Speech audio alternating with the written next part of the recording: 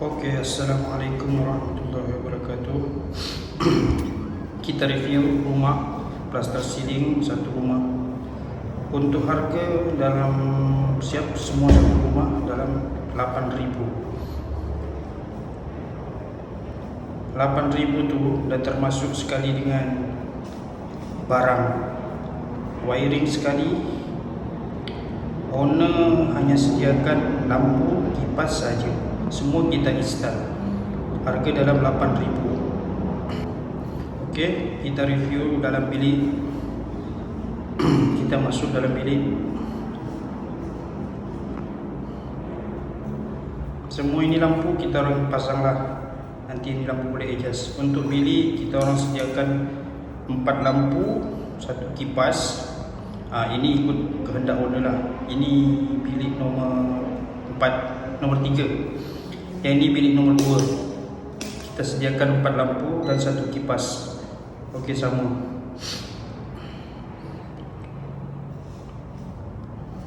Kita masuk ke bilik nomor 4, nomor 3. Okey, yang ni kita sediakan 4 juga lampu, kipas lagi 1. Ini ikut kehendak owner lah. Owner nak macam ni, kita ikut sajalah. Dan bilik air kita pasang install lampu saja. Ini untuk rumah kondo.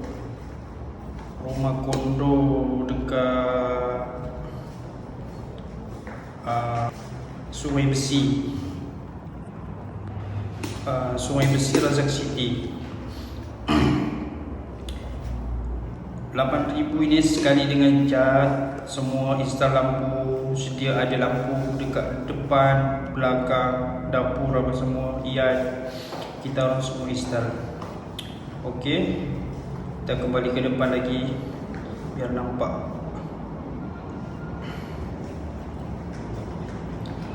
Dekat luar sini kita sediakan yang sedia ada, kita pasang lampu saja. Okey, terima kasih semua. Jangan lupa subscribe dan like, komen, share untuk tahu harga lagi selanjutnya. Okey, Assalamualaikum warahmatullahi wabarakatuh.